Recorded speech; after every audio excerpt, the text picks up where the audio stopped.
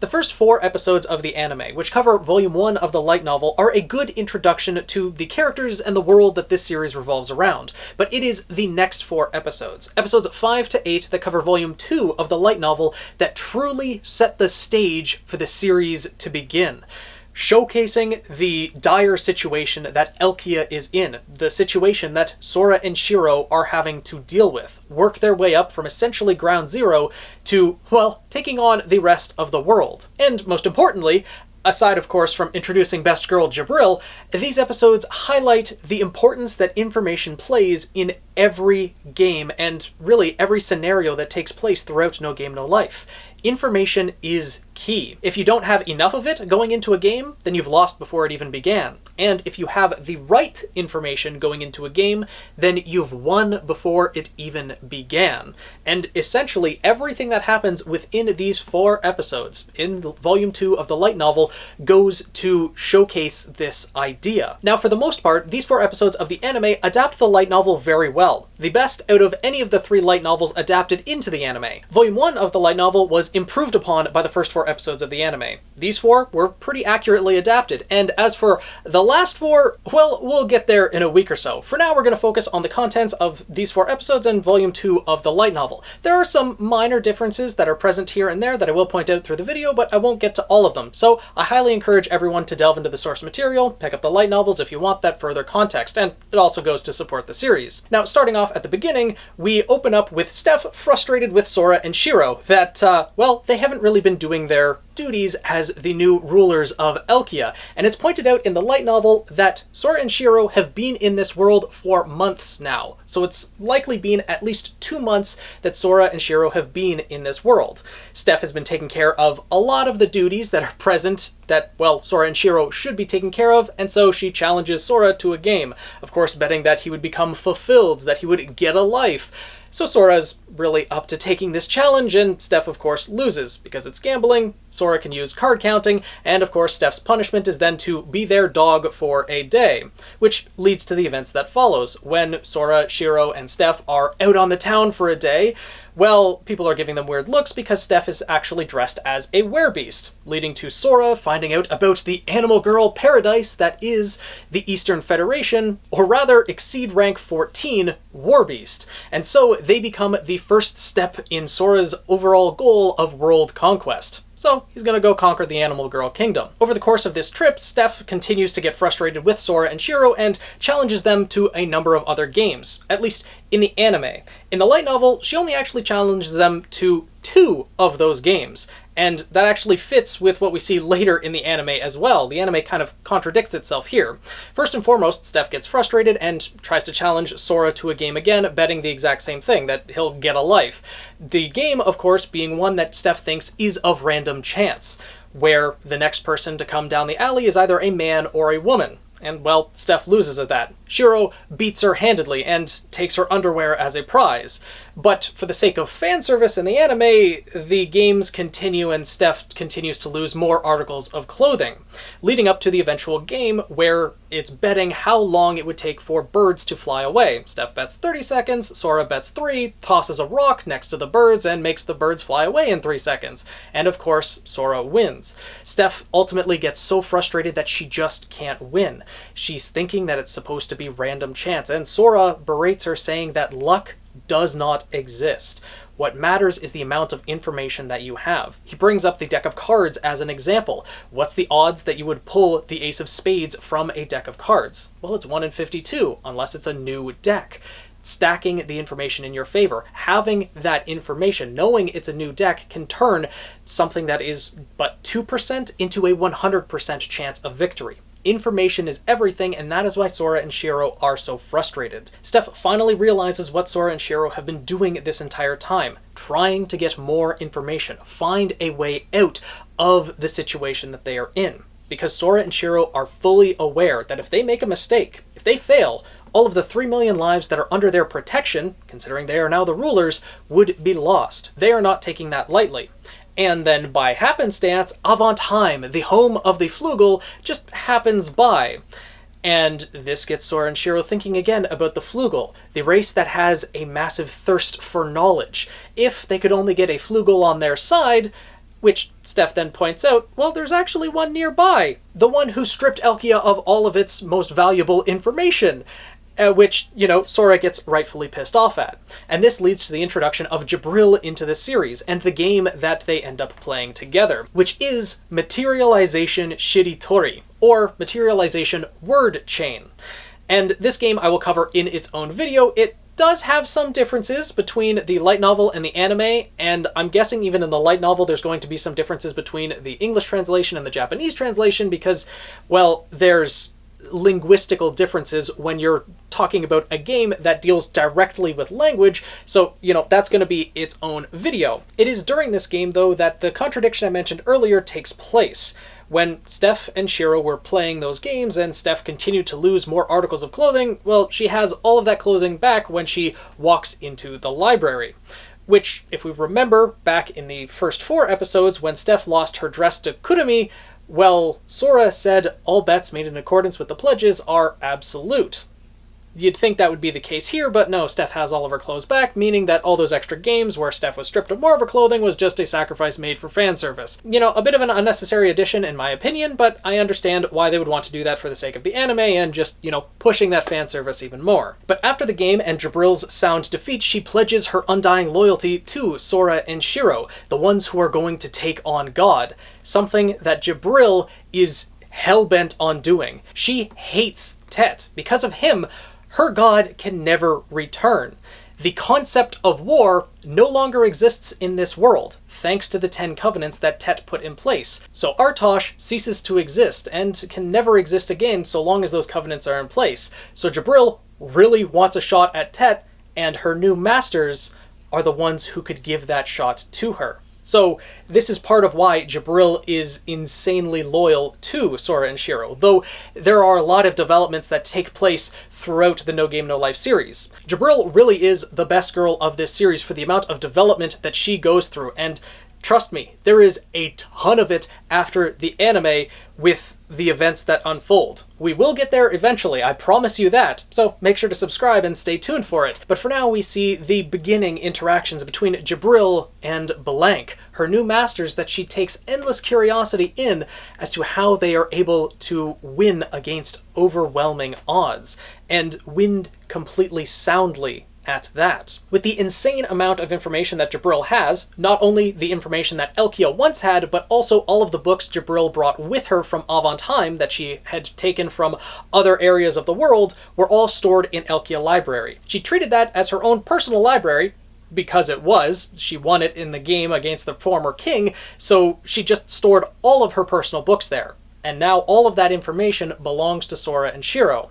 So they are researching the Eastern Union, and of course start realizing that the Eastern Union has gained more and more territory from facing different races. But those other races had to come challenge them, and the war beasts have a seemingly unbeatable game, as well as a sixth sense, supposedly the ability to read minds. It's of course learned that the races that tried to take on the war beasts were the elves 4 times, and they lost and gave up, and the grand winner in the amount of times trying to face the war beasts was Elkia, losing 8 times in total and giving up nearly half of their continental land to the war beasts, which at first glance Sora finds absolutely inexcusable and berates Steph for that. Then Sora starts thinking about it more deeply, wondering if the king was actually someone similar to himself that thought about the larger picture of trying to find a way to win and sacrificing unnecessary land to do so, including the royal palace, which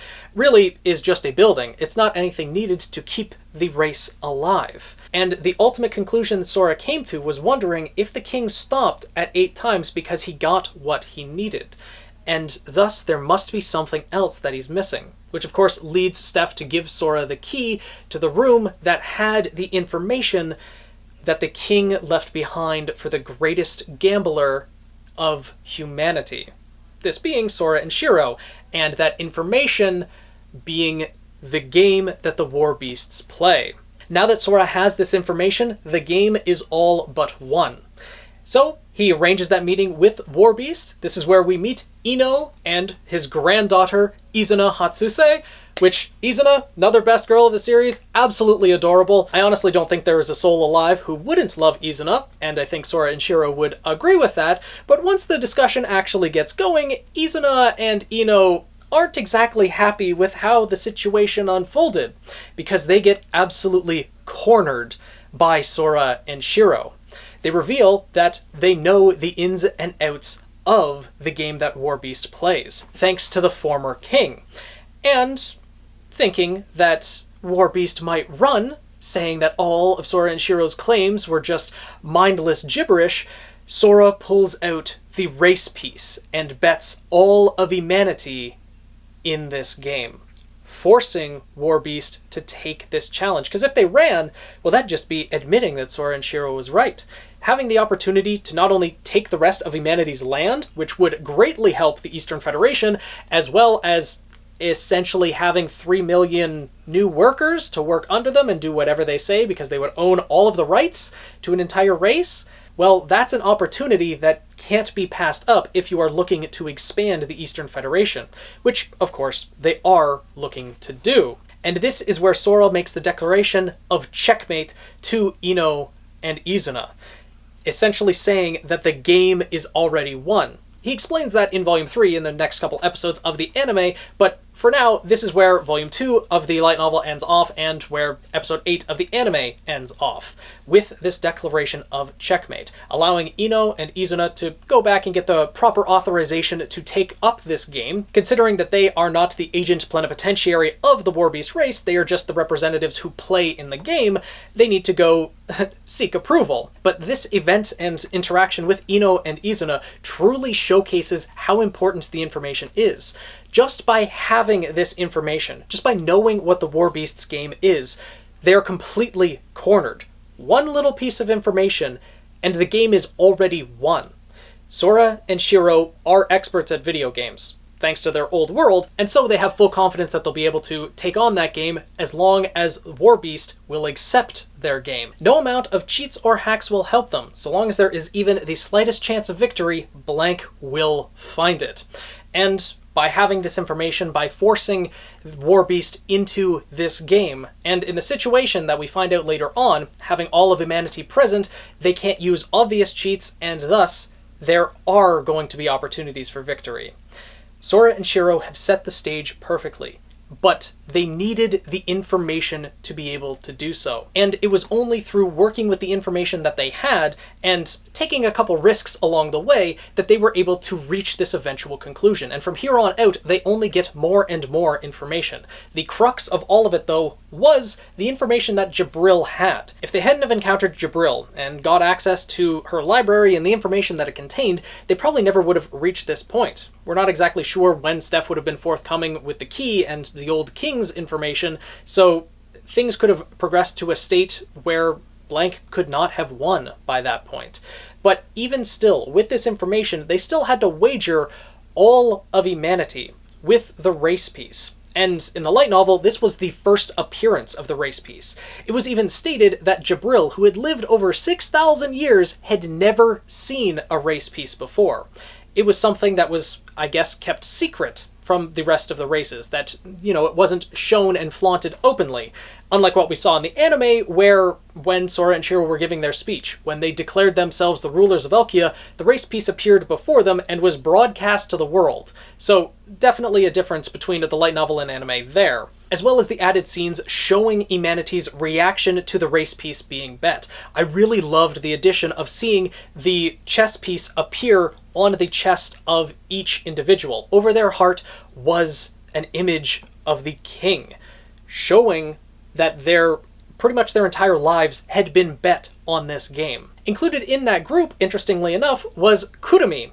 And I understand wanting to have these added scenes in the anime because it leads to that confrontation between Kurumi, Phil, and Sora and Shiro in the next episode, in episode 9, with Existence Othello, which again, we'll get to eventually.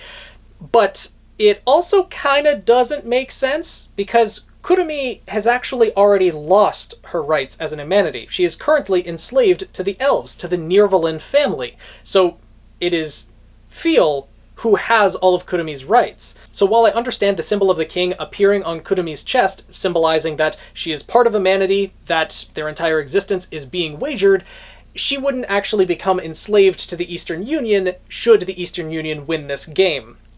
Her rights would still be owned by Feel in this case, because, well, as per the covenants, all bets made in accordance with the pledges are absolute and final.